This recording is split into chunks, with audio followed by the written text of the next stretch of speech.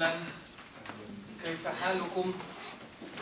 Okay, so today, please pay very special attention. Like I said, this is the most important lecture, and I need your full attention today. Okay, this will be a very important foundation for your future courses as well. Okay, so we'll be talking today about the derivation system in Arabic. Basically, if you recall, I already told you that any Arabic word consists of two parts. Anyone remembers these two parts? Okay, Habib? root and a pattern? Yeah, the root and the pattern, ممتاز. So, what's the root? You'll get one bonus for that, Habiba, but what's the root? Anyone? Can someone remember?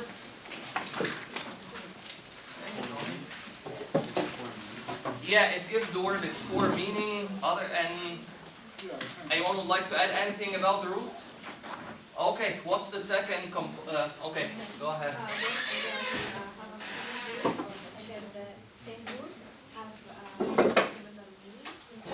ممتاز. The words sharing the same root will be sharing the common meaning. What about the second component, the shukran Noor?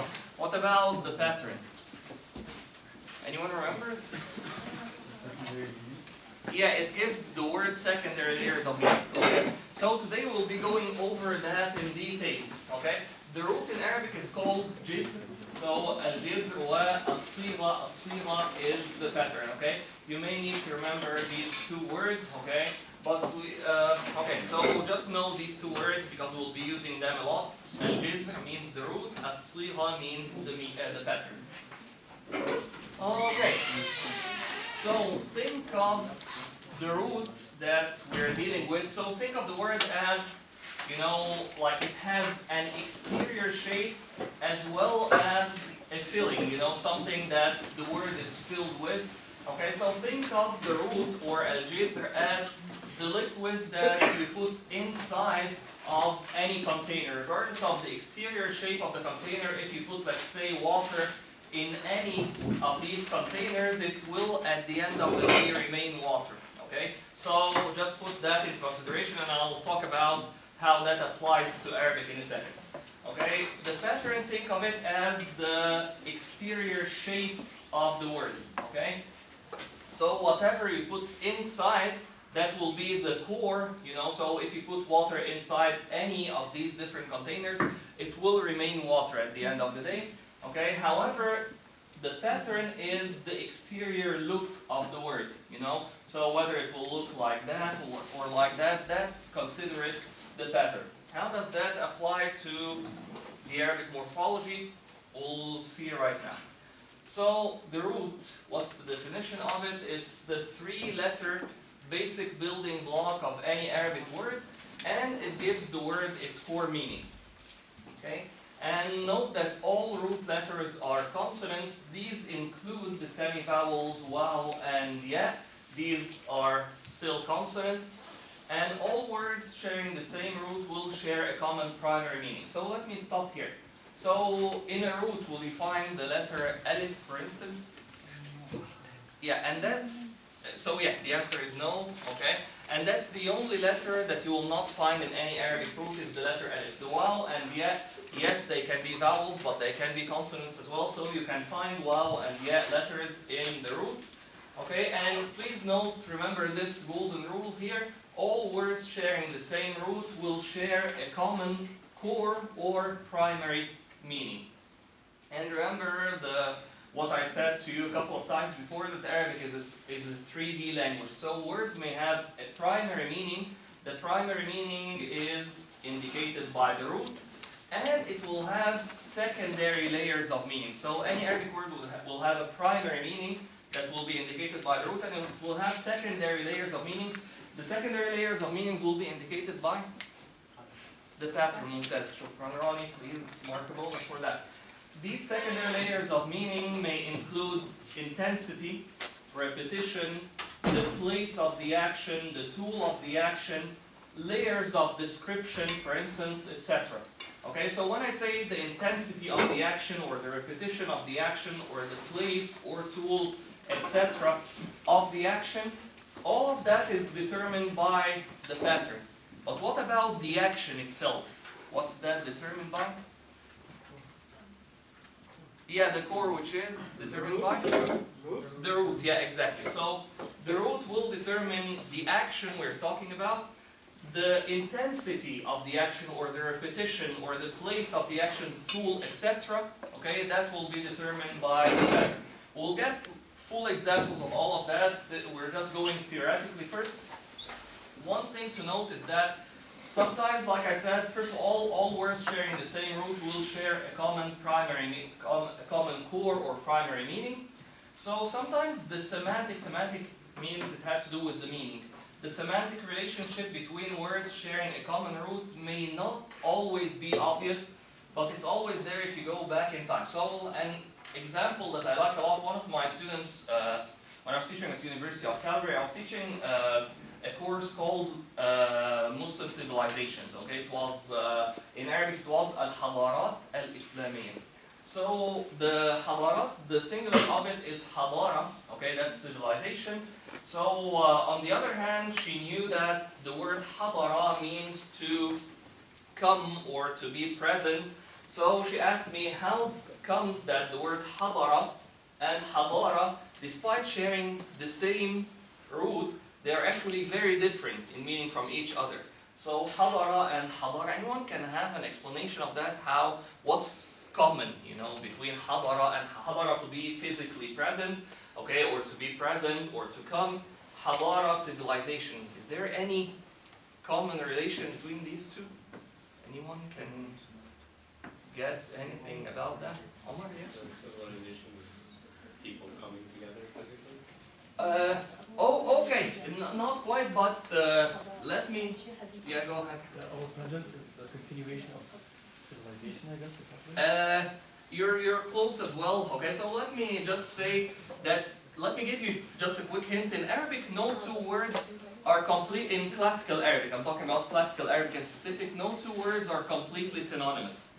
So if we have two words that are now used as synonyms, in classical Arabic they weren't. So for instance, Hadara, this word was not just to be present or to physically, Hadara is not like ata. Ata, to come and be physically present, but Hadara is not just being physically present, is being there and being influential as well. Okay? So does that give you a hint? Okay, yeah, go ahead. The influence of the culture. That's it. So any civilization is not just some a bunch of people being there, but it's actually something that's influential in the areas around it. Okay, so that's the semantic relationship. So, like I said, always if you go back in time, you will understand the semantic relationship between words sharing a common root. Yeah. Is it related to حضرتك too? حضرتك? Yeah. Okay. حضرتك. Yeah. Do you remember the literal meaning? Zayd? Anyone remembers the literal meaning for bonus? Zayd? Your Honor. Literal. Anyone remember? I couldn't hear you. Your presence. Your and Welcome presence or. Your. There's something else. Other. Respected presence. Yeah, exactly. So your respected presence. So yeah, you can now understand the the relation between the two. I'll give you some examples as well later on about words that you may not think they have anything in common, but they are actually sharing the same root. So, the number of Arabic roots is huge. Theoretically, we have 28 consonants, and each one can be each one of them can be in one of the three positions or more than one. So we have theoretically 22,000 roots, but only 15,000 of them are currently used. This number of roots, by the way, is considered huge. To have a language with 15,000 roots, that's a very large number. So the roots that are actually used vary with time. So for some roots may be used today that were not used in the past. Some roots, on the other hand, were used in the past. They are no longer used. Okay, and language change is part of any language. This is part of the history of any language. The origin, like I said, of the meanings of the root in Arabic and in Semitic languages in general is almost always material or sensory. So for instance, if you recall, we talked about a word that has this root before. Anyone remembers? What's this word? No, sin, ya, ayn. So let me say that this sin will change into a vowel. Okay, does that give you? Sa'a, exactly. Please mark a bonus for that, Salma. Anyone remembers what's the meaning of the word sa'a and what's the literal meaning of it? Clock? Yeah, clock, watch, or hour. Yeah. And what was the original meaning of it? I was gonna say hour. I can't hear I you. was gonna say hour. Oh, okay, yeah. Go ahead, Kareem. Yeah, very close. Okay, get closer. Okay, but I'll give you one bonus anyway. But Zaid, can you? I was about to say it's from the root sa'i. No, it's from the root this one. Sin, ya, ayn. Okay. Anyone remembers what's the literal meaning? It has something to do with water, like Kareem said. Anyone remembers that? Isn't it something that happens, like it's continuously decreasing or you're losing it? Yeah, exactly. Something that is lost gradually, okay? And once lost, you cannot retrieve it. So Arabs, as you know, always lived in deserts. Okay, so the word when they were saying sa' al-ma, i.e. the water was gradually lost in the sand, and just like and they later on used it to indicate time, and this was like a genius usage of that root. So sa'a is to be lost gradually, and once lost, to be lost gradually and slowly, but once lost you cannot retrieve it anymore. And this applied for water, which was very precious, and so is time, it's very precious. Okay, and it's lost gradually, water in the sand, and so is time lost gradually. And once lost, you can never retrieve it, and so is time, once lost, you can never retrieve it. So that's an example of the material, origin of the word. What about this root? I know many of you already know this root, like the word adl. What does adl mean? Yeah, justice. Okay. So justice, this is not something material, okay? But it had an origin that's material or sensory. It was actually originally, adl was originally something that was being put on top of camels, that Arabs used to put on top of their camels. And it had to be very well balanced because they were putting lots of their stuff in long journeys over on top of their camels. So it had to be very well balanced, so that nothing will go wrong during that trip. So that term was later used, okay, so that root was later used to indicate justice. So let me stop here and ask you if you have any questions about about this line before moving on. Okay. So this root here, anyone remembers the root kaf ta ba? This has to do with with writing. Yeah. So any word having this root will have to do with writing. Mumtaz. Okay. So let's take some examples. First of all, let me just give you an idea that from this root you can derive up to 10 verb forms. We didn't go over verb forms, but we'll talk about. And we won't go anyway over them this semester, but this is just a quick idea about that. So from any root you can get up to 10 verb forms. Each can be conjugated in 34 ways. So these are some examples of this root here, the root kaf ta ba, in different verb forms. So kataba, this is just the basic verb form, just to write in the past tense.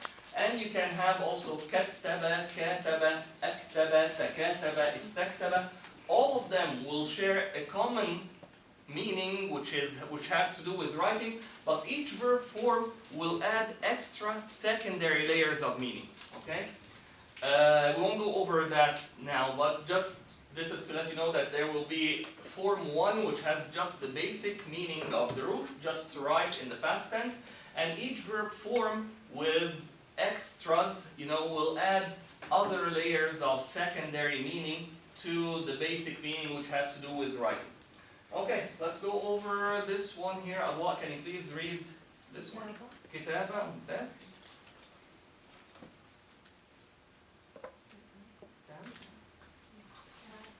كاتب ممتاز. كتاب. كتاب ممتاز. مكتوب. مكتوب ممتاز. مكتب. مكتب ممتاز. مكتبة. مكتبة ممتاز. كتاب. ممتاز. كتابة. No, can you pay attention to the short vowels? كتاب. No, there is فتحة on the kaf and shadda on the ta. كتابة. كتابة ممتاز. مكاتبة. ممتاز. Okay, so all of these words, they are sharing this root, the root kaf ta ba. So we already know some of them. Kitaba is writing. This is the verbal noun. Katib is writer or author. Kitab, we already know it. That's book. And then we have maktub. Literally, it means written, and it was the old word for letter.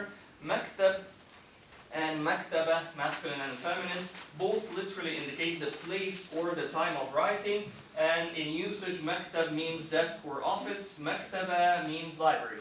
Anyone remembers why is maktaba library and why is it the place of writing? Anyone recalls why is it the place of writing and not the place of reading? Omar? Because the beta itself. Yeah, exactly. Yeah, because yeah, shukran, and you get the bonus for that, Omar. Yeah, because when it was, you know, at the time of when it was for the first library that was established during the Abbasid Empire, which was called Bayt al-Hikmah, which by the time of its destruction in 1258, at the end of the Mongols, had like millions of volumes, to the extent that the Mongol army took these books to form a bridge, you know, on the river in order to cross the river. So we can, you know, imagine how many volumes of books were in there. So maktaba is the place of writing because it was originally that's where people were gathering to just tens of people dictating and hundreds of people writing down several copies of important textbooks at the time, you know, when. And anyway, let me just not waste more time. We already talked about it. Maktab will be desk or office in usage. Kutab, this is an old word for school, which still has the root kaf ta ba, right, which has to do with writing. Kattaba is the old word for typing machine or typewriter. Here's the interesting one. Mukataba is asking for one's freedom. Okay, so again, this is a classical example of words that you won't see any, you know, relation in the meaning. But let me, and I'm sure no one will be familiar with this one, why it's that. But let me tell you, because it had to do with at the time where there was slavery back then, and when a slave wanted to become free, he or she would go to someone, usually slaves were illiterate, so they would go to someone to exchange letters with their master in order to ask for their freedom for an amount of money that they will pay. So this process of exchanging letters is the original thing of mukataba. So mukataba originally meant exchanging letters. And since it was so much associated with this process of asking for one's freedom, so it acquired the meaning of asking for one's freedom. Okay? Questions about this slide here? So basically, the main thing that we need to know till now, the main rule, okay, is that all words sharing a common root will always have a common core or primary meaning. Okay, now let's talk about the pattern. Okay, so the pattern, again, any word consists of a root and a pattern. The pattern, think of it as the container, okay, like I showed you here. Think of the pattern as the container in which the root is put, okay? So, the pattern is the container in which the root is put. It consists of the short vowels and affixes, i.e. prefixes, suffixes, circumfixes, that are added to the root. And all words sharing a common pattern will share some common secondary layers of meaning depending on the pattern. Okay? So don't forget that these two rules, all words sharing a common root will always share a common core, or primary meaning. And all words sharing a common pattern will share common secondary layers of meaning. So, for example, patterns may indicate the doer of the action, the object of the action, the time of the action, the place of the action, or the tool. So, doer, object, time, place, or tool of an action. Okay, so all of these are, whether it's the doer, the object, the time, the place, or the tool, that's determined by the pattern. But the action itself, this is determined by the root. Mumtaz Mina, please mark a bonus for that. So the action is determined by the root, whether it's the doer, object, time, place, or tool, etc. Okay, this is determined by the pattern. The patterns are weighed, according to something that I call a morphological scale. The morphological scale replaces, and we talked about that but not in detail earlier on, it replaces the 3 letters of the root with the pattern fa, ayn, and lam. Fa will replace the first letter of the root, so fa is R1. Ayn replaces the second letter of the root, so ayn is R2.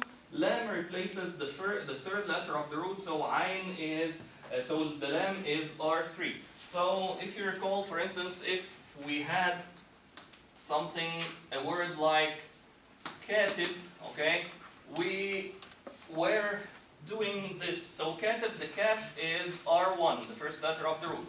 The ta is R2, the second letter of the root. The ba is R3, the third letter of the root. So we can say, if you are studying Arabic morphology in English, you will say that this pattern is R1, okay, and then long A, and then R2, R3, okay?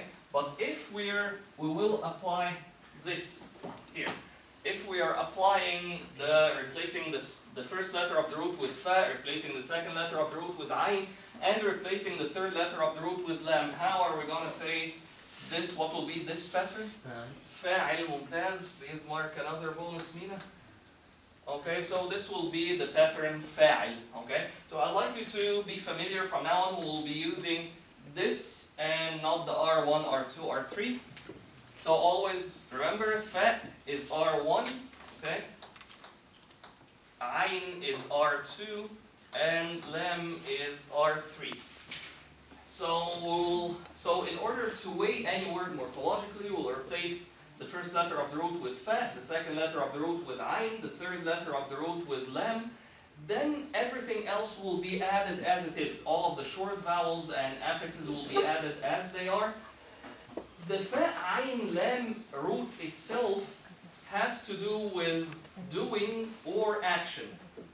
And that's why most grammatical terms in Arabic will be derived from it, such as these. Fi'al means verb, and in grammatical term, it's verb, and literally it means action. Fa'il, in grammatical terms, is the subject, and literally it means the doer. Maf'ul bihi in grammatical terms is object, and literally it means the done to, the thing that is done with or done to. These are the literal meanings of these 3 grammatical terms. Okay, so do you have any questions before we move on to the examples now, which will make everything clear? Okay, so the first pattern that we're dealing with is the pattern fa'il. The pattern fa'il indicates the doer or the subject of an action. How are we going to determine which action? Anyone? Yeah, the root determines the action. The pattern, which is fa'il, means the subject or the doer. Okay, so let me do the first example. So here we have the root kaf, ta, ba. The root kaf, ta, ba has to do with writing. Mumtaz. So the pattern fa'il has to do with the subject or the doer of the action. So if you would like to combine the root, which is kaf, ta, ba, with the pattern fa'il, okay, which means the doer or the subject, okay, it will be, the literal meaning will be the doer of the action of writing. Okay, so here it will be the doer of the action of writing. Okay, how do we combine a root with a pattern? We'll do the reverse of this process here.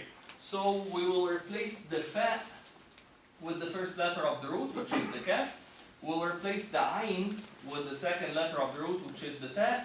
We'll replace the lam with the third letter of the root, which is the ba. And then we add everything else as it is, the alif and the kasra short vowel here. So it will be, okay, Ismail, I think it was your turn. Can you read this one? Katib, mumtaz. So katib will be the doer of the action of writing, i.e. the writer, and it's used also to indicate author. Okay, next one, Kamal, here's what I'd like you to do. Okay, you will tell me the steps. So here you have the root qaf, ra, hamza. You will tell me what this root has to do with, and then you will tell me how you combine it with the pattern fa'il. Okay, and then you will read the word. The fa in fa'il is the qaf. Mumtaz. So first of all, the root qaf, ra, hamza has to do with Reading. reading. Okay, so yeah, let's do the process. What are the steps that you're going to do? So the qaf instead of the fa. Yeah, you will replace the fa with the first letter of the root, which is the qaf. Replace the ayn with You'll the replace ra. the ayn with the second letter of the root, which is the ra. Replace the lam with You will the replace the lam with the hamza. with the third letter of the root, which is the hamza. Mumtaz. That's the first step. Second step. And we get the word qari. Yeah, second step. Yeah. And we add the alif. You add everything else as it is, the alif and the kasra, you'll put them as they are. So it will be a qari, so which literally is the, reader or like yeah, the subject of the yeah, action. the subject of reading or the doer of the action of reading, i.e. the reader. Mumtaz. Okay, Habir, can you give me the two steps again? If you would like to put this, to combine this root with this pattern. You replace the fat with the dal. Mumtaz, you'll replace the fa with the first letter of the root, which is the dal. Then the ayn with the ra. Yeah, you'll replace the ayn, which is the sa, with the second letter of the root, which is the ra. And the lam with the sin. You'll replace the lam with the third letter of the root, which is the sin, and then second step. You keep the alif. Yeah, you add everything else as it is. So you will have the alif here as it was, and the kasra here as it was. So it will be the. Can you read this? Daris, mumtaz. So daris will be the doer of the action of studying. Okay, i.e. the studier, the one who studies, or the learner. Okay, shukran Abir. Next one. Mumtaz. comes from knowledge. Yeah, yeah, the root ayn lam mim has to do with knowledge. Mumtaz. The fa replaced with the ayn. Yeah, replace the fa with the ayn. Keep the alif. Yeah, And mumtaz. then the ayn replaced with the lam. Replace the ayn with the lam. The lam with the mim. Replace the lam with the mim. Becomes alim. Alim, mumtaz. So alim literally will be someone who knows, i.e. knower. Okay, and in usage it can also apply to scientists today. Okay, next one, Rufaida.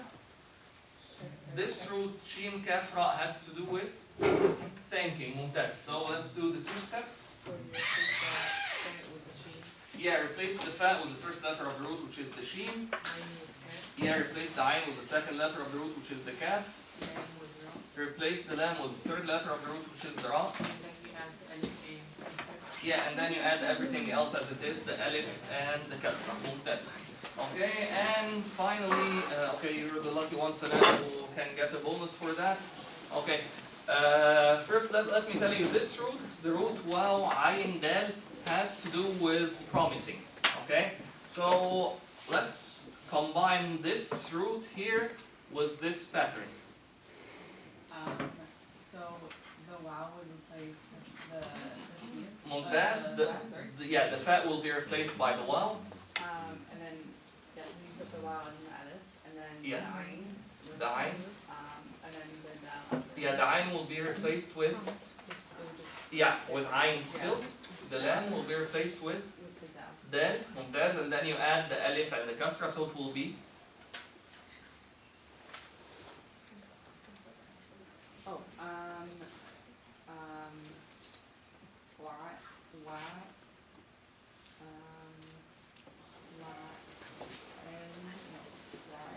yeah. It will be, yeah, you said it correctly, mumtaz. It will be why, wa'id, mumtaz. Okay, so this will be واعد, and please mark a bonus for that. So واعد is the one who promises, okay? So that's واعد, someone who promises, okay? Next one. Okay, so first of all, do you have any questions about this pattern here, the pattern فاعل, before we move on? When you say it indicates the door of an action. Yeah. Can you elaborate on that a bit more? Yeah, so the doer means the one who does the action, the subject of the action. So كاتب will be the doer of the action of writing, the one who does the action of writing. قارئ will be the one who does the action of reading, the doer of the action of reading, i.e. the reader, and so on. دارس will be the doer of the action of studying. عالم will be the doer of the action of knowing. شاكر will be the doer of the action of thanking, i.e. the thanker. واعد is the one who promises, the doer of the action of promising. Okay? Any questions about this pattern here, the pattern فاعل, before we move on? Okay, so let's get another pattern. So this pattern here, the second one, is the pattern مفعول. The pattern مفعول indicates, unlike فاعل, here it indicates the object of the action, i.e. the person that the action was done to, or the object that the action was done with. Okay, so again, the pattern مفعول indicates the object of the action, i.e. the person that the action was done to, or the object that the action was done with. Okay, so let's start with Salma. So I'll go over the first one, and then you'll go over the second one. So the first one here will have the same root as we had with فاعل. The root كاف تاء باء. This root has to do with writing. ممتاز. The pattern مفعول. The pattern مفعول. What's the meaning of the pattern مفعول? The object. Yeah, the object of the action. Okay. So the pattern مفعول is the object of the action. So if you like to combine, okay, all of those who are late, please just don't forget to write that you were late in the attendance sheet and the number of minutes. Okay, so the root كاف تاء باء. Okay, if we would like to combine the root كاف تاء باء with the pattern مفعول, okay, Salma, you can do that. Sure, so the mean will stay as it is? Yeah, okay, let's first do the first step of replacing the 3 letters of the root with these. Okay, the fa عينا with the 3 letters of the root, and then we'll talk about what else will stay. That's Sure, so will the be fa the with the second. kaf, Yeah, the fa will be replaced with the first letter of the root, which is the kaf. and then the ayn with the ta, Yeah, the ayn will be replaced with the second letter of the root, which is the ta. and the lam with the ba, And the lam will be replaced with the third letter of the root, which is the ba. And then, and the meme and the waw will stay the same. yeah, everything else will stay as it is. The meme with the fatha, the sukoon, which is nothing, and the waw, all of them will stay as they are. So kaf ta ba, when we combine it with the pattern maf'ul, again the 2 steps. First step, you replace the fa with the first letter of the root, which is the kaf. You replace the ayn with the second letter of the root, which is the ta. You replace the lam with the third letter of the root, which is the ba. And then you add everything else as it is, so it will be maktub. So maktub literally it means, Written? yeah, the thing that is written. The thing that is written, okay? So that will be the meaning, okay? Second, next. So the qaf will be, sorry, the Yeah, so the root qaf ra hamza has to do with being reading. ممتاز. So let's put it in the pattern, combine it with the pattern مفعول. So fa will be replaced by the qaf, which is the first letter. ممتاز. The fa replaced by the qaf. And then ayn will be replaced by the ra. Ayn will be replaced by the ra. ممتاز. And then the lam will be replaced by the hamza. ممتاز. The lam will be replaced by the hamza, and then second step. Second step is just leaving the rest of them. Yeah, you will add everything else as it is. The meme and the fatha and the waw will stay as they are. So it will be maqru, which literally means, Read. yeah, the thing that is read. ممتاز. So maktub will be the thing that is written. Maqru will be the thing that is read. Okay. So both indicate the object. So that maktub is the object of the action of writing. Maqru is the object of the action of reading. ممتاز. So, The root del ra sin has to do with Studying, ممتاز. So let's do the first step to combine the two. So the fa is replaced by the dal. ممتاز. فاء replaced by the dal. The ayn is replaced by the ra. عين replaced by the ra. ممتاز. And lam by the sin. Lam replaced by the sin. ممتاز. And then And then you keep the meme with the fatha and the waw. ممتاز. You keep everything else, the meme and the fatha and the waw as they are. So it will be Madrus. madrus. ممتاز, which is literally the object of the action of studying, i.e. the thing that is studied. ممتاز. شكرا جزيلا. Next one. The root عين لام ميم has to do with knowledge. ممتاز. ممتاز. We replace the fa with the عين. The عين with the lam. ممتاز. And the lam with the meme, and then keep the meme and the fatha and the waw, everything as it is. So معلوم will be معلوم, that means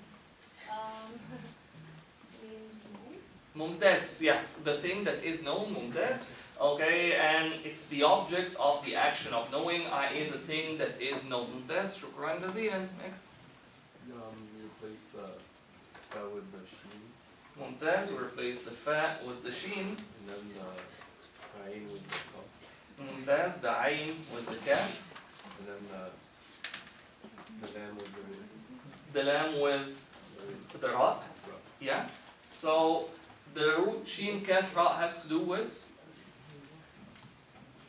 thing. thanking. ممتاز. So it will, the end result will be mashkur. ممتاز, which literally means exactly the one who is thanked. Okay, so it's the object of the action of thanking, i.e. the one who is thanked.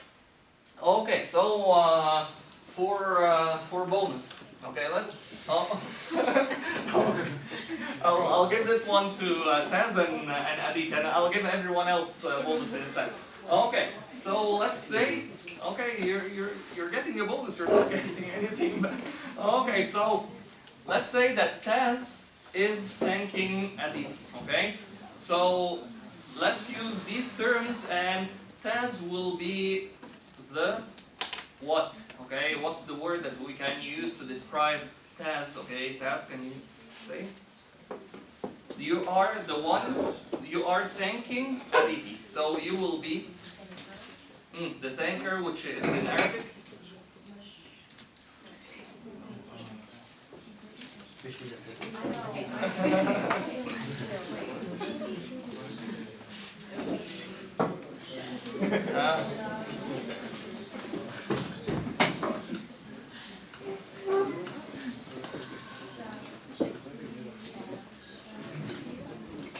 Shakir, mumtaz.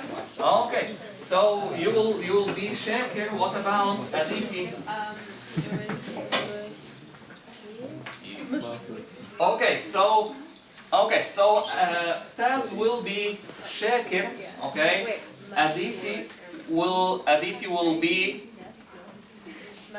Mashkur. Okay, so I'll give you a bonus for now, okay? But I'll give Aditya as well the chance of getting a bonus.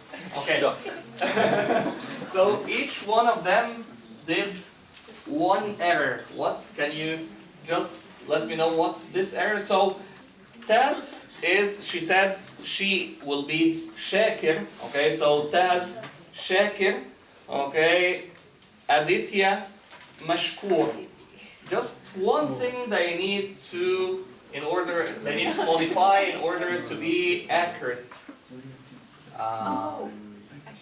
Okay, just keep it. Wait, what was the context? So Taz was supposed to do what? Taz is thanking Aditi. Okay, so Taz Shakir, Aditi Mashkur.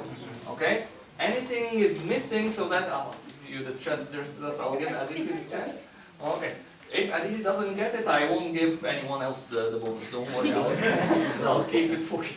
We're missing in like what they said, the word that they said? To be accurate. To be accurate grammatically.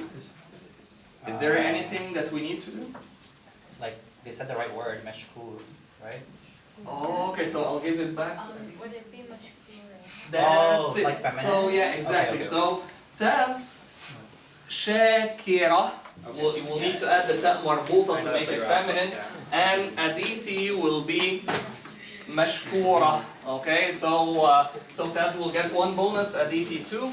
Okay, I'll give you 1, Aditi, soon. I know that was what you were asking. I just thought like based on like the chart. Yeah. I always would like you to, when we learn something new, always keep in mind as well what we learned, you know. But okay, so in case, like I said, in case, let's do it with males now. So if Abdelrahman thanks Mina, Abdelrahman will be Shakir, Mina will be Mashkur. Exactly. So Mina will be the thanked, Abdelrahman will be the thanker.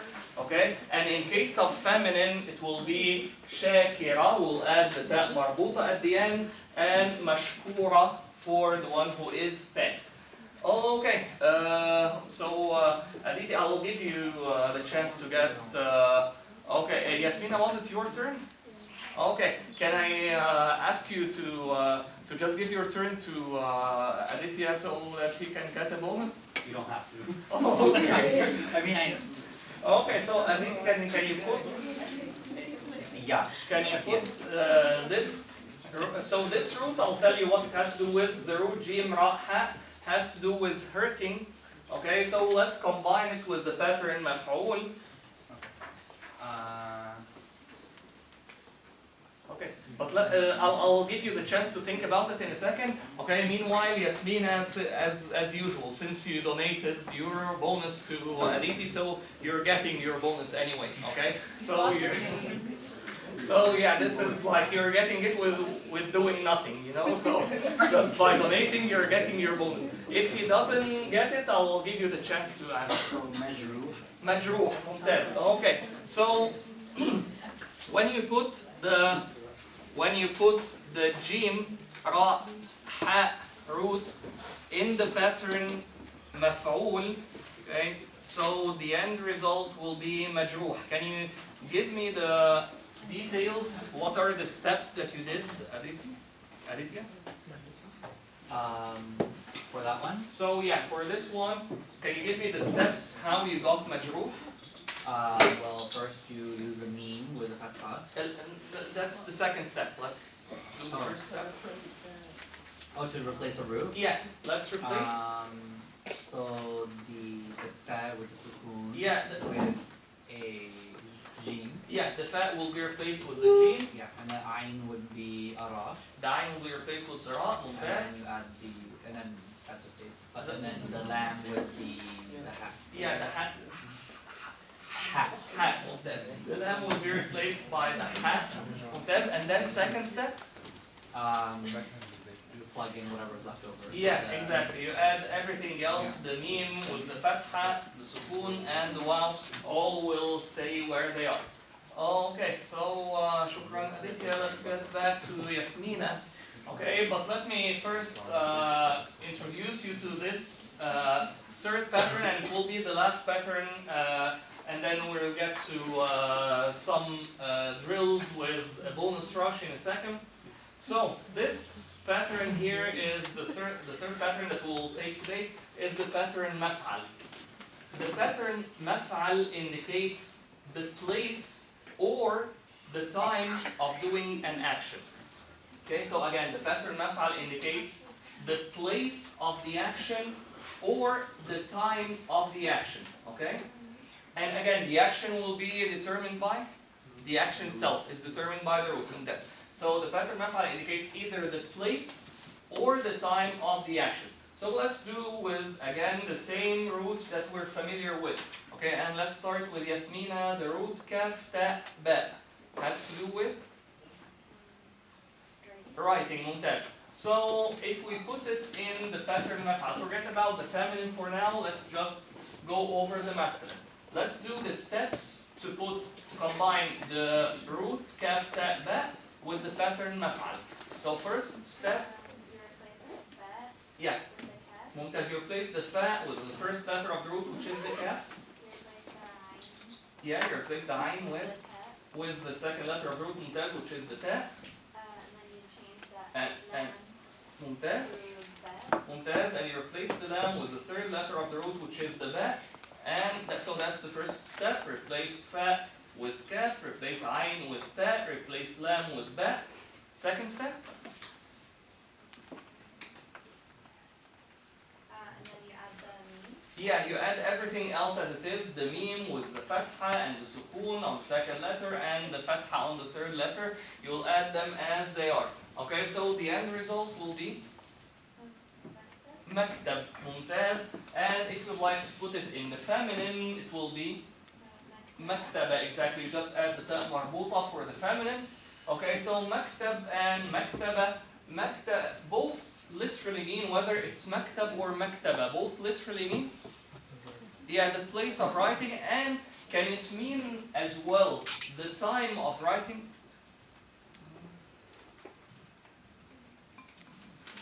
Yes, yes it can, yeah. Okay, shukran Maraf, you're the only one who said yes.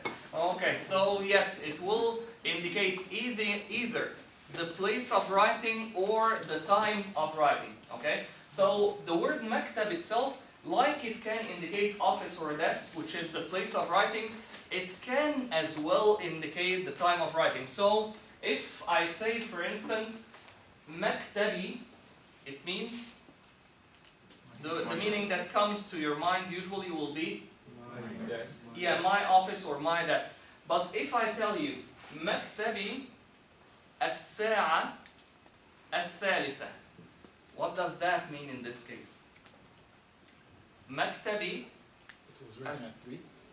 It was written at 3. Okay, so, something, yeah, at 3. Okay, الساعة means. The time of my writing is at 3. That's it. ممتاز, شكرا. Please mark a bonus for that more. So it will, in this case, indicate the time of writing. So it will be the time of my writing, okay, or my time of writing is at 3 o'clock. الساعة means the hour. الثالثة, the third. So the third hour, i.e. 3. Okay, so that will in this case indicate my time of writing and not my place of writing. Okay, so, but usually it's much more common to understand the pattern maf'al, that it will apply much more often to the place of writing or to the place of the action than the time. Okay, but it still can, it's acceptable that it still indicates both, and it can be accepted in both ways.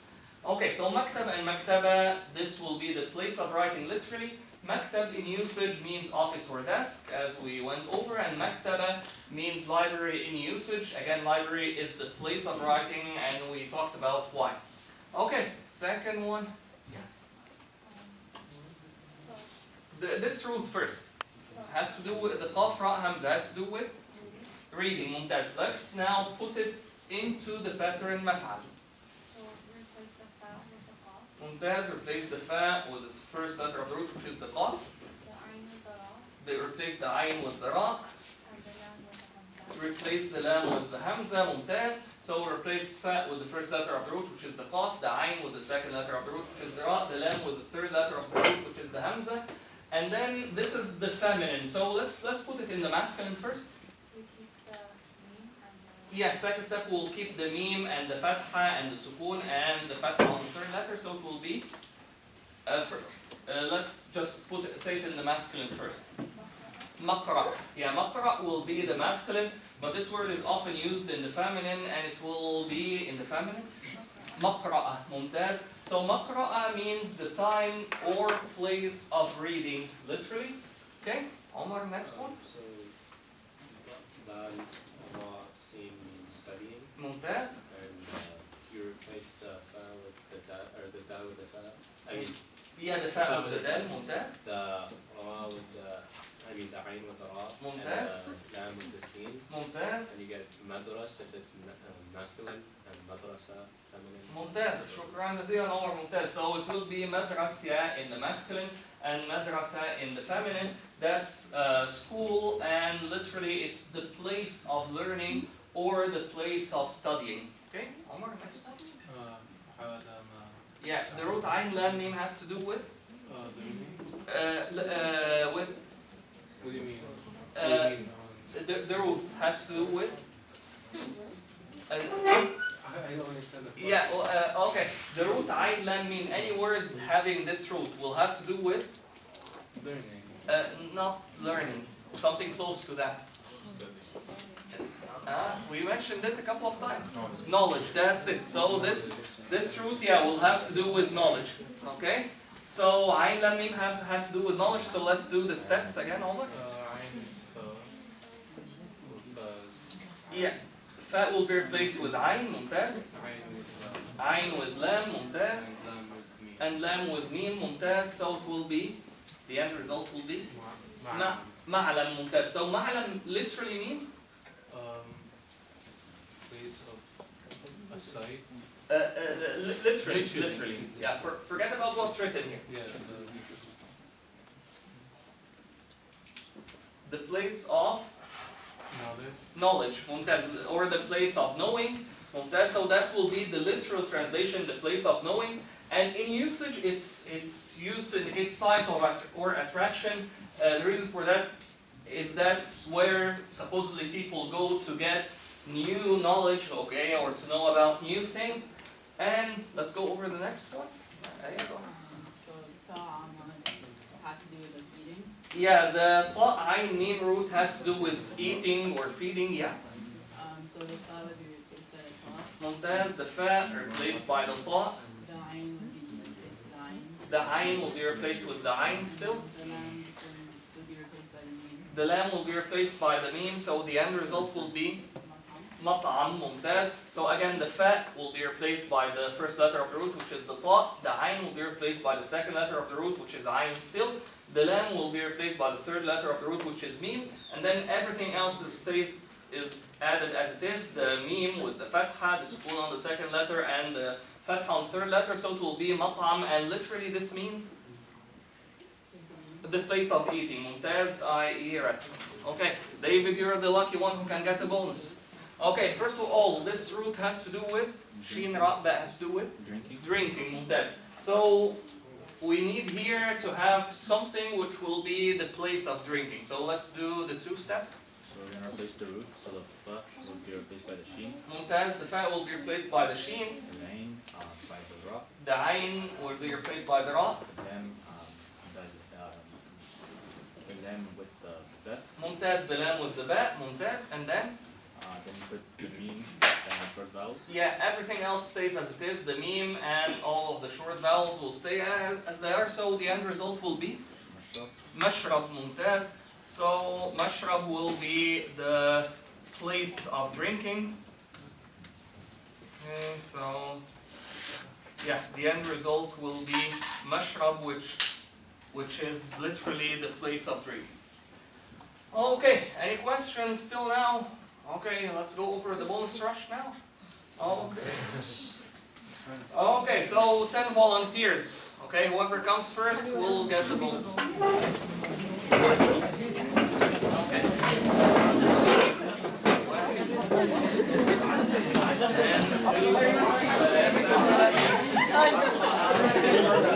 I just give it the set. Okay, yeah. So here, these 5 here that I mentioned, we'll go over these 5 here. Okay? So, and then Omar can get the 6.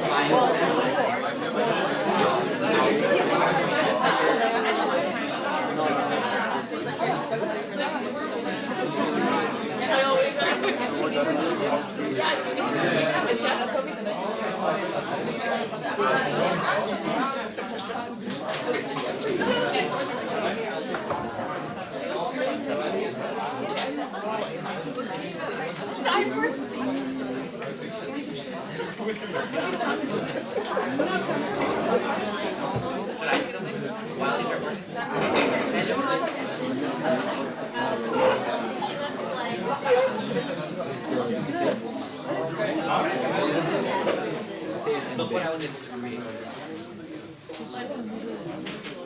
No, you have to know which one.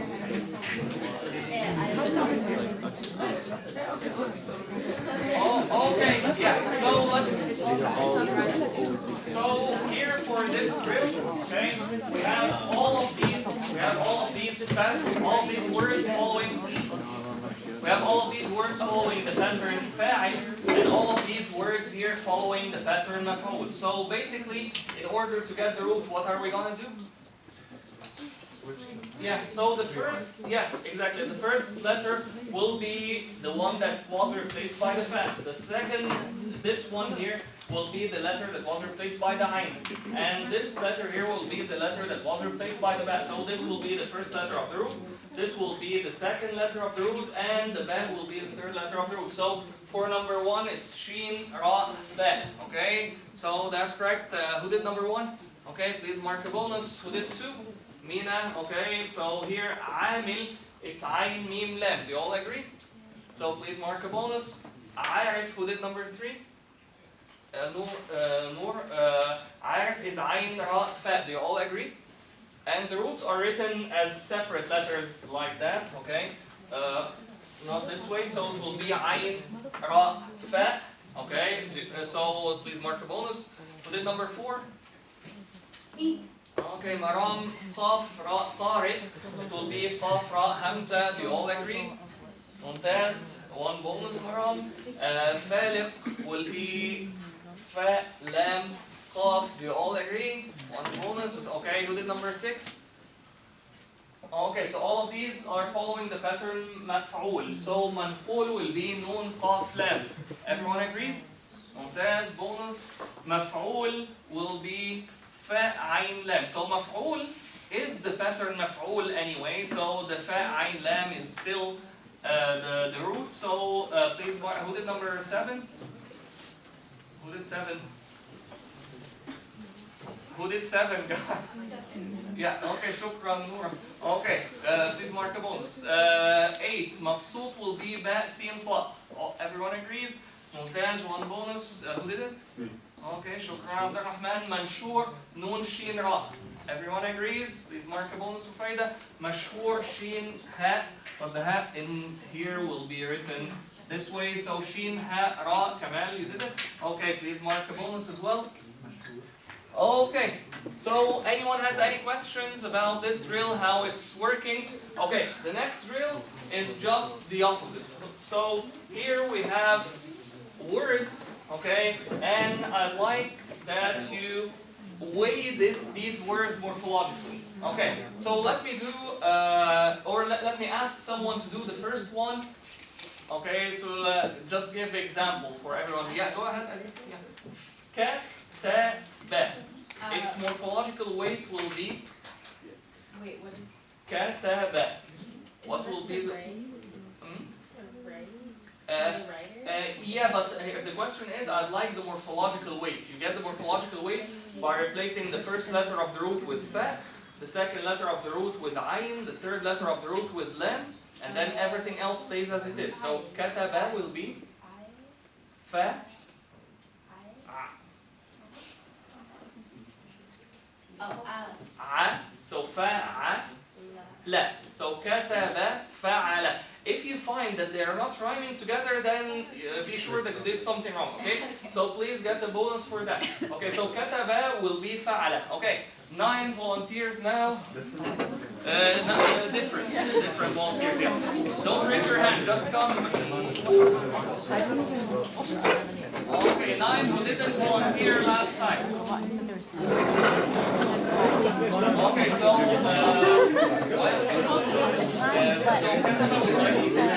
اثنان ثلاثة أربعة خمسة ستة سبعة. Okay, more volunteers, guys. You're coming for a bonus.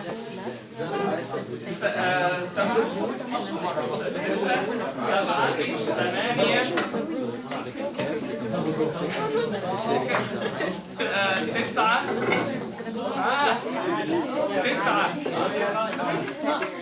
طيب 10.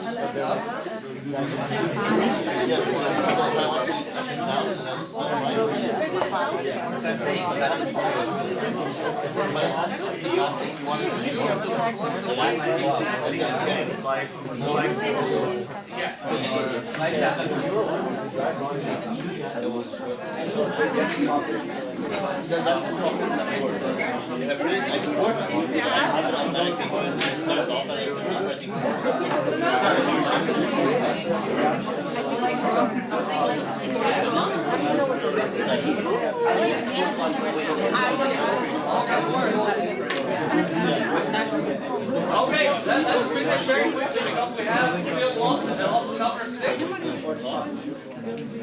That's what I do.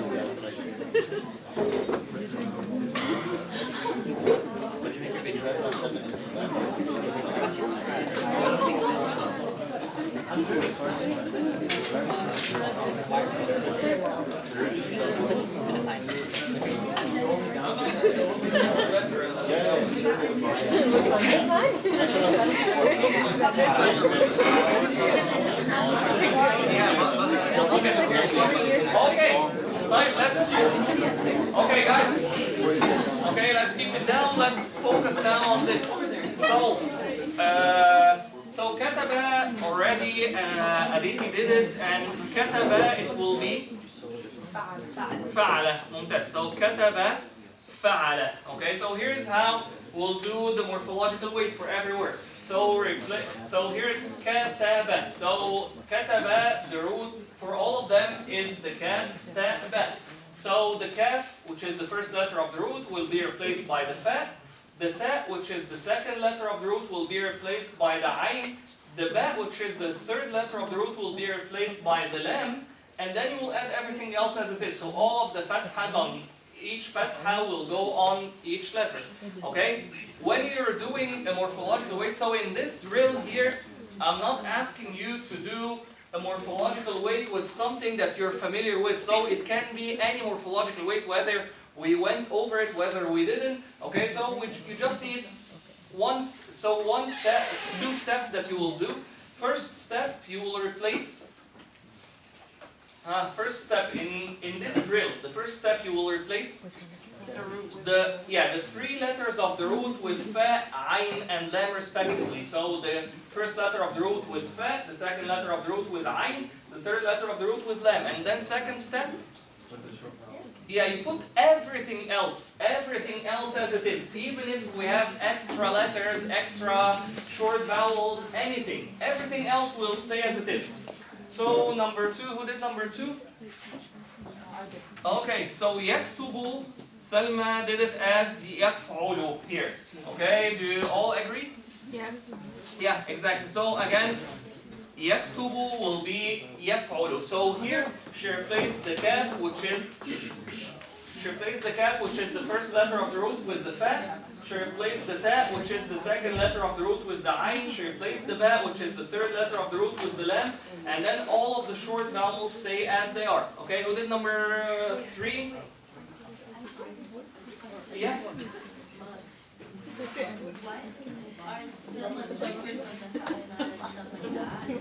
Okay, guys, shh. What do they mean? Like they're not the doer, they're not the object, they're not the place. Like Okay, forget about the meaning for now. This is not what the drill is about. The drill is just about doing one thing. Just finding the morphological weight out of the word. Okay? Forget about the meaning. Okay? But thanks for the question, Aditi. Okay, so who did number 3? Kitab. Kitab will be fi'al, okay? So the first time you did it, first of all, the ayn in the middle, okay? Let me just write it. Okay, so the ayn in the middle will be written this way, and the fa will be the same size as the ayn, no capital letters in Arabic. So fi'al, okay? So if you find that your morphological weight does not rhyme with your word, then something is wrong. So first you were writing it, Habiba, as fa'il. So fa'il and kitab, are they rhyming together? So if they're rhyming, know for sure that you're doing something wrong. So kitab should be fi'al, okay?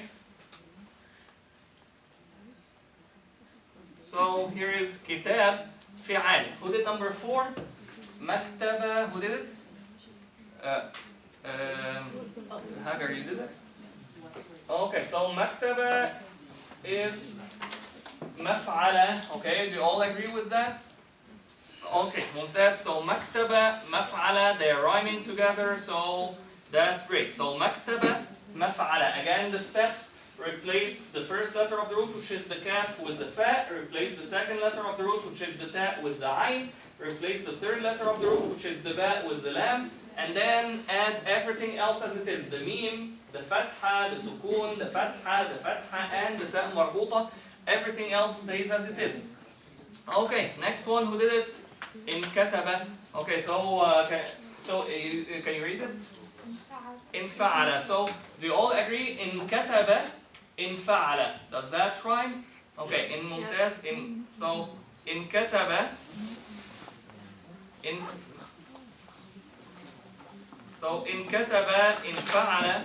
Okay, so that will be correct, definitely. In kataba, so you will replace the kaf with the fa, you will replace the ta with the ayn, you will replace the ba with the lam. Everything else stays as it is. Who did number 6? Okay. Can you read what you did, Sana? It's not right. Okay, just read it. Just read. Oh, like what I put? Yeah. Okay. So that Okay, yeah. So if you can't read it, then you're probably not doing the correct thing. So katabtuma. Let's do something that will rhyme with it. Katabtuma. Let's do the steps first, and then we'll check with the rhyming. So katabtuma. Okay. First, we'll replace. So, are we still replacing? Yeah, this is our root. Kaf, ta, ba. So we'll replace the first letter of the root, which is. So my question is, are we replacing the kataba with the fa, ayn? That's it, yeah. Okay. So the kaf. So we'll replace the kaf, which is the first letter of the root, with. Which is with the fa. Fa. Fa will replace. Okay, this is my other question. How do you know which ta you're supposed to? Okay, because the root sana, that's an easy question. You can answer that. Because the root is kaf ta ba, not kaf ba ta. Okay, yes, okay. Okay. I'm so confused. Okay, Yeah. so the second ta will be replaced with the ayn. Forget about the second test. I'm sorry, no, the first ta, sorry. Yeah, the first ta this ta is replaced. will be replaced by the ayn. Mumtaz, you're doing great, yeah. Okay, and then the ba is replaced with the lam. The ba will be replaced by the lam, and then It's just the same. everything else stays as it is. So katabtuma will be. So we replace the kaf ta ba with fa ayn lam. Everything else stays as it is. So fa'al. Go ahead. You can do it. Oh, okay. Okay, so fa'al. Fa'al. Mumtaz. So, okay, guys, can you give a hand to Sana? So,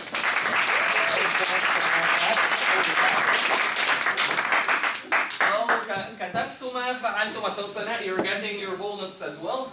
Okay, so everyone who did it correct will get the bonus, and if you didn't do it correct, you still get the bonus because you just came here. That's a bonus of it itself. Okay, by itself. So next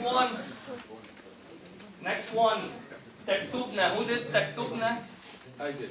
Okay, Ismail. So تكتبنا will be تفعلنا. تفعلنا. Does that seem right to you? Yes. تكتبنا تفعلنا. ممتاز. So the kaf will be replaced by the fa, the ta with the ayn, and the ba with the lam. So تكتبنا will be تفعلنا.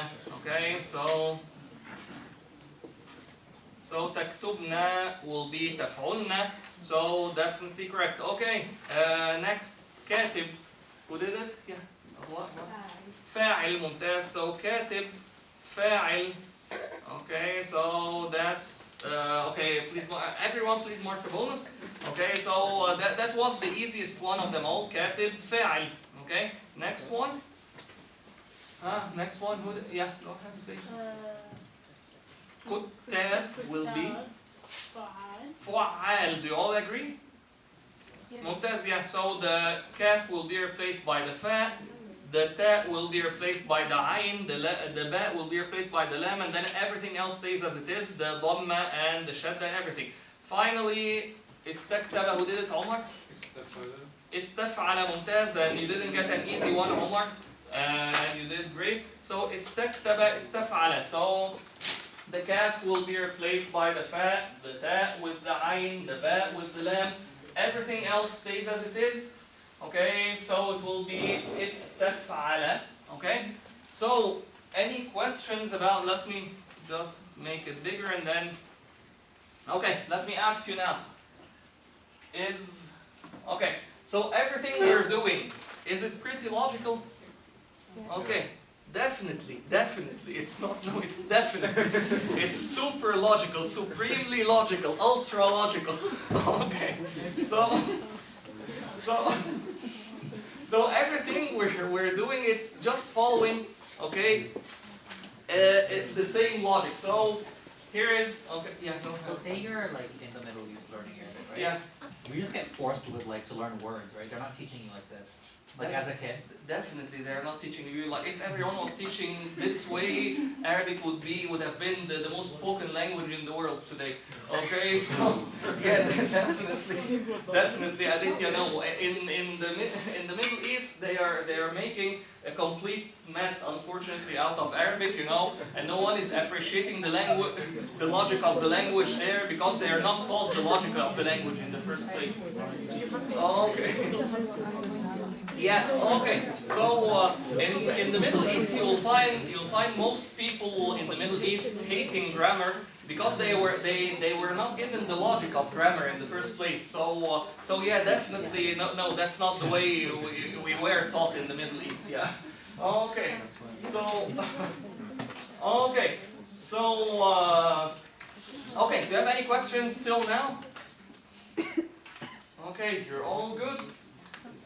Okay, so let's do some. Okay, so you heard me a couple of times saying why you heard me a couple of times saying that Arabic is a 3D language. First of all, let me ask you, why am I saying that Arabic is a 3D language from what we went over so far? Because of the secondary. Yeah, because Arabic consists, any Arabic word consists of two components, again, which are the root, which gives the word its core meaning, and then the pattern, which gives the word secondary layers of meaning. So let me ask you an easy question first. What's the verse that Muslims read at the beginning of every surah in the Quran? Omar. Okay, so ممتاز. Bismillah ar-Rahman ar-Rahim, which is written like that, and in the Quran you'll find it written this way or if you look for it at calligraphy, you'll find some amazing calligraphy you'll find no verse is written with more calligraphic variation than this verse. Okay, so this is the easy question, okay? What's the verse that Muslims start with? It's Bismillah ar-Rahman ar-Rahim, that they start every surah with it. Now let's get the tough question. Translation of it. With the name of Allah, the most merciful, most compassionate, the most gracious, most merciful. Oh, okay. Rahman and Rahim are similar. Yeah, so Omar said, in the name of God, the most merciful, the most gracious or compassionate. Okay. Anyone would like to add anything to that? Okay. So let's go over it bit by bit. So let's analyze it as usual. So B means with or in. Is name, okay? Allah, God. So is and then followed by Allah. What's this type of structure? Idafa structure. So is Allah, okay, will be the name of God. Okay, so that's an Idafa structure. So think of it as, first of all, the whole structure is definite because the second word is definite. So this together will be the name of God. And if we read it all together, this will be Bismillah. Why Bismillah and not Bism Allah, if you recall? Omar and then Noor. There's a kasra before the lam, so exactly, kasra before the word Allah, so Allah will be written will be read with the regular lam and the regular alif sound. Omar, you will get a double bonus for both. Okay, now here's the main thing. Okay, Ar-Rahman and Ar-Rahim. Here is the deal in it. Okay, so why? So in English, usually Ar-Rahman will be translated. If you find a translation of the Quran, Ar-Rahman will be translated mostly as the compassionate, and Ar-Rahim will be translated as the merciful. Why is this not accurate? Based on what we learned in class. Rahman is like Fa'ala, so it's like Ta'ban. Okay, great more. Okay, so let me ask you here. Ar-Rahman and Ar-Rahim. These two words here, do they share a common root?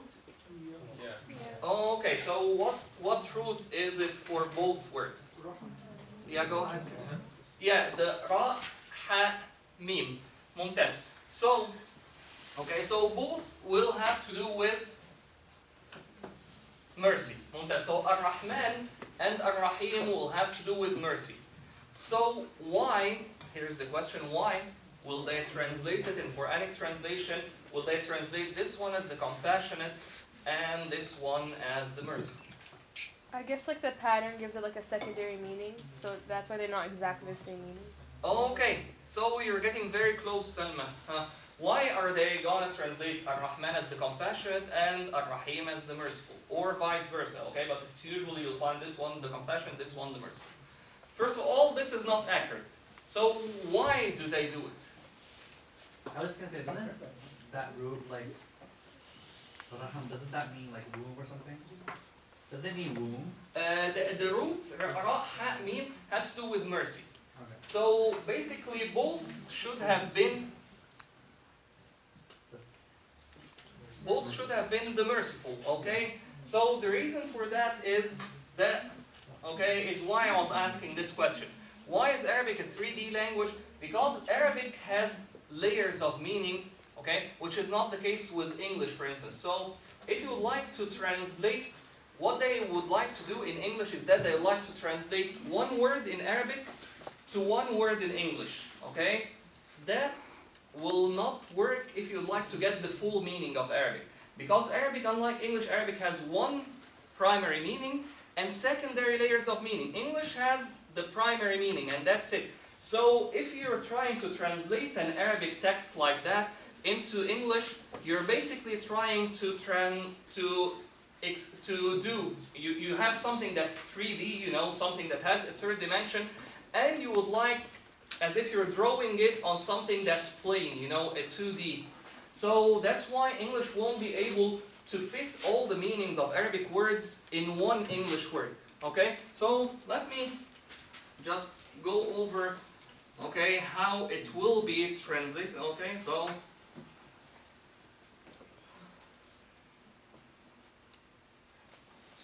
here is how it will be translated. So B is in or with, ism, the name, or a name, and then we have a second part of the idafa structure. So these two together will be in the name of God. And then Ar-Rahman will be translated as the compassionate, even though it should be the merciful. Ar-Rahim will be translated as the merciful. So that's why they're translating this one as the compassionate, because they cannot say the merciful again. Okay? So in Arabic now, here's another question. How are we gonna translate each one accurately? So, if you'd like to do both Ar-Rahman and Ar-Rahim accurately. Okay, so what's the root for Ar-Rahman? Yeah, Ra, Ha, Mim, which has to do with mercy. What's the root for Ar-Rahim? Ra, Ha, Mim still, which has to do with mercy. Okay, so how are we going to differentiate between the two? It will all be based upon the pattern, yeah. So the pattern will determine the difference between the two. Okay, so for bonus, Ar-Rahman, okay, Noor, did I already give you a bonus? Okay, so Salma, what's the pattern for Ar-Rahman? Al-Fa'mal. One more time? Forget about forget about the definite article, let's just focus on Rahman. Oh, Fa'mal. Okay, Fa'alan, that's it. So the Ra, Ha, Mim is the Ra, Ha, Mim is the root. So that will be the Fa, Ain, Lam. And then we add the Alif. This dagger Alif here is, or the short Alif, this will be a regular Alif. Okay, and then Noon. So this Rahman will be Fa'alan. Okay, so Rufaida, please mark a bonus. Second one, Rahim. Okay, Abdelrahman. Fa'il. Fa'il, mumtaz. So Rahim, Fa'il. Do you all agree with that? Okay, so Rahman is Fa'alan. Rahim is Fa'il. Okay, for a decent bonus now, because we already talked about these two patterns, okay, before. What will be the meaning, if you recall, the meaning of the pattern Fa'alan? Okay, let me just, before we do that, let's... Okay, so here we have our patterns. Rahman and Rahim both have the same root, Ra, Ha, Mim. Now Rahman has the pattern Fa'alan, Rahim has the pattern Fa'il. The first one would be someone who's full of or overcome by... Mumtaz. So Fa'alan is Mumtaz, one who's overcome by mercy. But that's one of the meanings, definitely. Do you remember? No, not close. This is it. Okay. So, no, I said full of, sorry. Yeah, full, both actually. So Rahman, it's full of mercy or overcome by mercy. Okay, both are, and we'll go over others as well. So Fa'alan, if you recall, we said that this pattern means either to be full of a feature or to be overcome by a feature. So as an adjective, the pattern Fa'alan means either to be full of a feature or to be overcome by a feature. Anyone remembers Fa'il? Like a state that will change soon. Yeah, it's a state, someone who's in a state that will not change soon or will not change ever. Okay? So let's go over now the details. So the pattern Fa'alan, it has a number of meanings in Arabic. Okay? So here are the main four meanings that you will find for the pattern Fa'alan. the pattern فعلان can have one or more of these meanings, and we'll now do a check after that to see which ones would fit in the word Rahman. So one or more can fit depending on the root of the word as well as the context. So first meaning is to be filled with the feature indicated by the root. So first meaning to be filled with the feature indicated by the root. Second meaning to be overcome by, okay, and still to be overcome by the feature indicated by the root. Third meaning to have this feature in great or in unlimited quantity. And fourth meaning is to have this feature in great or unlimited quality. Okay, so let's now apply that to Ar-Rahman. So Ar-Rahman, can it be to be filled with mercy? Can it be the one filled with mercy? Does that fit the meaning? Yeah, Mumtaz, definitely. Okay, can it mean to be overcome by mercy? It can if we have some knowledge, because in one of the hadith, hadith means a prophetic saying. So in one of the hadiths, it's reported that God said, my mercy has overcome my anger. So the meaning to be overcome by mercy still applies. Okay, so the hadith is Rahmati sabaqat ghadabi, my mercy overcomes my anger. So this one is still checked. Okay, so check. Third one, to have this feature in great or unlimited quantity. So can it be Ar-Rahman, the one whose mercy is unlimited in quantity? Does that apply? Yeah. So check as well. Okay, fourth one is to have this feature in great or unlimited quality. Okay. So would it apply the one whose mercy is great or unlimited in quality? Does that apply as well? Yeah, and they are not the same as you may guess for sure. The quantity of mercy is not like the quality of mercy. The quality we're talking about, for instance, if let's say if you buy food and you find some a poor man and you give him food, that's a quality of mercy. But if you're very hungry and you still give him that food and you go buy yourself another and you remain hungry, that's a higher quality of mercy. But if you're very hungry or haven't eaten for days and that's the only food that you have and you give it, okay, that's the highest quality for sure. So the quality, so mercy has quality like it has quantity, okay? That's a very quick idea. So what will be now the detailed, accurate meaning of Ar-Rahman based on that? If you'd like to translate that, so yeah, if you'd like to translate that into English, no one English word can fit all of these meanings, okay, definitely. So if you would like to translate that accurately, it will be something like that, okay? So the one who's filled with mercy, overcome by it, and whose mercy is great, unlimited in quantity and quality. That's if you would like to be, accurate in the translation. So now you can see why, when you're translating the Quran, for instance, okay, you cannot translate literally because you cannot fill all of these meanings here into one word in English, okay? So that's why, translators need to do something. They cannot just translate Ar-Rahman as all of that, So you can now still have a better idea. Why am I saying that Arabic is a 3D language, So let's move on to the next one, Ar-Rahim. So, like you said, the pattern fa'il, is, so here is the pattern fa'il. So the pattern fa'il, the main meaning of it as an adjective is to be in a state or described by a feature that will not change soon or will not change ever. So what can be, in this case, the accurate translation of Ar-Rahim? Guys, for a bonus. Huh? Yeah. Okay. Full translation. Noor and then Salma. But to always be merciful? Oh, okay, yeah, very close. Yeah? Do you mean like the whole thing? Yeah. So, to To be filled with mercy. No, not Ar-Rahman, not to be filled. We're talking about Ar-Rahim. Okay, Aditya? To be merciful in a way that doesn't change.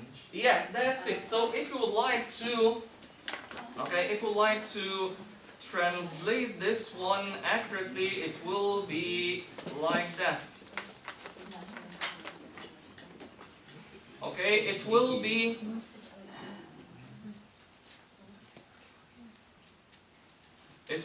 the one with the everlasting mercy. Okay, so Ar-Rahim will be the one with the everlasting mercy. So, based on what you learned so far, if we would like to literally translate Bismillahir Rahmanir Rahim, literally, how are we gonna translate it, Mina? Write it down. Okay. Anyone would like to give it a shot? Okay, Salma and then Ismail. With the name of God, the one filled with mercy, overcome by it, Yeah. whose mercy is great in quantity and quality, and the one with everlasting mercy. Mumtaz. So if you'd like to literally translate Bismillah ar-Rahman ar-Rahim, it will be in the name of God, the one who's filled with mercy and overcome by it, whose mercy is great in quantity and quality, the one with the everlasting mercy. So now again you get an idea, why you cannot translate literally from Arabic. And you get an idea about this coming question as well. So, here is another question. Why are there many translations of the Quran? Ronnie. Well, since one word can give forth different meanings, some in English. Yeah, not different, four combined meanings, yeah. So yeah, definitely you will use one and this one as well. In this case, in the case of Ar-Rahman, you're using another one basically. You're using a word that does not represent. So definitely you'll find many translations of the Quran because of it's a very hard task. It's not an easy task by any means. Why is not an easy task? To translate Arabic in general and to translate the Quran in specific. Omar, if you were go ahead. Referencing hadith, it's referencing other events and things like that need context, and you just translate them straight up, doesn't make sense. Okay, yeah, but so why isn't it an easy task? Ismail and then Kamal. And like the simplest way is that Arabic is a 3D language while English is like a 1D language. Yeah, two. Okay, so yeah. So we can't capture everything. We can't capture that. Yeah, exactly. Because you cannot capture everything, so it depends on what you will focus on capturing. Okay, so you said it great, Ismail. So basically, when you're translating from Arabic to English, you cannot get the whole thing, but you need to. From one translator to the other, will need to decide what will I get, because you cannot get definitely the whole thing. You cannot get all of that and all of that, translating this verse. So you will need to, just based on your, approach to the translation, you will need to pick, what you will translate. So, Kamal, do you have anything to add? I was gonna say probably because also the Quran is kind of the classical Arabic, the most accurate Arabic, and it's hard, it's not used nowadays. Let me rephrase that. Okay, so Arabs they always liked a very. Do you think how do Arabs consider one to be eloquent, has a good usage of the language or not, based on which feature as the most important one? Like they can do like share. No. There is a very important feature. Sorry, Selma, for that. There is a very important feature for Arabs, especially classical Arabs, which is how many meanings can you use with how less words. So the more you get meanings in as less words as you can, that's the more eloquent you will be in Arabic as an Arabic speaker. So the Quran, when it comes to eloquence, it's definitely, above the top when it comes. So when you're translating the Quran, you will have a very hard time, you know, putting these, you know, these lots of meanings in English. But let me move on to the cultural topics for discussion because we're running out of time.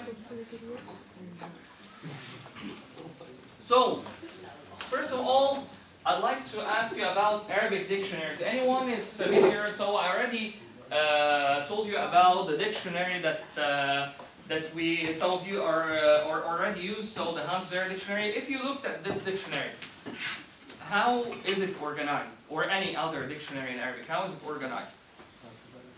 Alphabetically, according to what? So what is organized alphabetically? According to the root? According to the root, that's it. Okay, so why are Arabic dictionaries organized according to the root, like all words having the same root are grouped together, and not word by word, like English dictionaries? Because the root is the actual meaning of the word. So that's one thing. Because they're going to be mentioning the same meaning in different areas if it's not organized. Yeah, exactly. That's the one main thing for sure. Because in Arabic, all words, don't forget that, all words sharing the same root will be sharing a common meaning. Okay, that's the most important thing. Also because Arabic has lots of words. So let me just give you an idea of how Arabic dictionaries classically looked like. Okay, that's for instance a dictionary called Lisan al-Arab. Okay, literally the tongue of the Arabs, or i.e. the language of the Arabs. So that's a 10-volume dictionary, and each volume is in a very small font, you know, and so that's how you expect, you know. So that was the classical dictionaries of Arabic. So why? So that okay. So how is that related to why Arabic dictionaries are you know, following the root and not arranged according to the word? Because like you said, like we want to lose less words or something? Because you cannot, no Arabic dictionary usually gets all of the words, you know, that are used by one root. So you will just mention the root, and you will mention whatever you can collect of these words. You will not be able to mention all of them, you know, because from one root we have, like I said, right now we have 15,000 roots in use. From every root you get hundreds of words, so you can have an idea, you know, how many words can Arabic produce. So back to this question. Will an English translation of an Arabic book be shorter than the Arabic book or longer than the Arabic book? Those who say shorter, please raise your hand. Wait, what translation? So so an English translation of an Arabic book, will the translation be shorter? Let's say a book in Arabic that's, for instance, 500 pages. What will be usually, if you translate it to English, will it be 500 or will it be less or more? Those who say less, please raise your hands. Mina, only Mina? Okay, those who say, and what? Okay, those who say more, please raise your hands. Okay, so I'm glad that only Mina and Adwa said it. Okay, because, yeah, definitely it will be more, it will be actually, depending on the Arabic. So for classical Arabic books it will be much more, you know, so you can expect that. But so here's the question, why is that? Let me ask you why is that, and then I'll... It's like there are simple words like anything, it's like that, something much is like one word. Oh, okay. Well, that's a good Salma, okay, Sana, and then Ismail, and then Omar, and Omar. Isn't it just because of basically what you just explained, that like there's so much meaning, you have so much meaning in one word, and so you can use the last words in Arabic to say the same thing in English? Okay, ممتاز. Ismail and Omar, and then Kamal. Yeah, it's basically, we want to, because like, if we want to capture the meaning of one word, we can't translate that to one word in English. We need to put kind of like, whatever we want to focus on, and that's how we have like bigger kind of translations of one word from Arabic to English. We have more. Okay, ممتاز إسماعيل, شكرا Omar, and then Omar. You can have words that have like prefixes and suffixes like dada, do, ha, or something, and that's I, it, her. That's three words. That's the most. Your one is the most important, Omar. They all basically said what I want to say, but like the only thing left, I guess, is that the vocab in Arabic, there's so many words, like much more than English, at least as far as I know. Like in order to describe one word, it would take of sentence in English. ممتاز شكرا عمر. Okay, so let me focus on the first point that Omar mentioned. So if I say this word here, you all know how to translate this word. أشكرك, what does that mean? I thank you. So if you, this is أشكرك, is this word a full sentence as well? Yes. Definitely, it has a subject, a verb, and an object. So I thank you. This by itself, this word by itself is a full sentence. So in English, it will be translated into one full sentence. Okay, 3 words. These verbs you're not familiar with. I'll read them. So نسمت, هبت, عصفت, قصفت, and the subject, let's say أريح. So any one of them can be used with أريح. أريح means the wind. نسمت, هبت, عصفت, قصفت. All of them indicate to blow in English. So why do we need so many words in Arabic for to blow? Because every single one of them refers to an intensity. That's it. ممتاز زيد. Okay, so every one of them is referring to an intensity of blowing. So in English, when you're translating that, for instance, نسمت, it will be to blow gently. You know, so you will need an adverb. Isn't there like a word for that? Like a breeze? Yeah, exactly. In English there are, definitely. But definitely that's a valid point. But in Arabic, okay, you will find this very, very common in usage, that one verb will be used to indicate. Okay, first of all, you're talking about a noun, but I'm focusing on verbs here. Every verb of these is referring to a verb and an adverb at the same time. So it will be translated in English as a verb plus an adverb indicating the intensity of that verb. Okay, so that's again one of the features why in Arabic you can do word reduction. So consider all of these as word reduction. So this word, for instance, okay, أنلزمكم, this is a long word, definitely. It's a word, this word is from the Quran, and it's definitely a long word, but in English, when you translate it, you will translate it not as a long word, but as a long sentence. So this, let me just analyze this one to you and let you know how Arabic is doing word reduction. The hamza at the beginning is a yes or no question word. The noon here is we conjugation in the present tense. The lazm, okay, the lam, zay, mim, this is a verb indicating to force someone to accept something. So this word here, the lam, zay, mim, in English will be translated as to force someone to accept something. Kum is the object, you, plural, and the waw is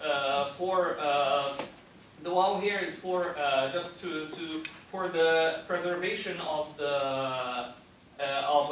the syllable structure, and ha means it. So all together this will be translated as, shall we force you to accept it? You know, so you can again get an idea, you know, how how Arabic words can be reduced, you know, in order to fit lots of meanings, you know. So Zayd, did you have a question? Can you just read it out loud once? Yeah, أنلزمكموها. أنلزمكموها. Shall the is a yes or no question word. Again, we force to accept, you plural, and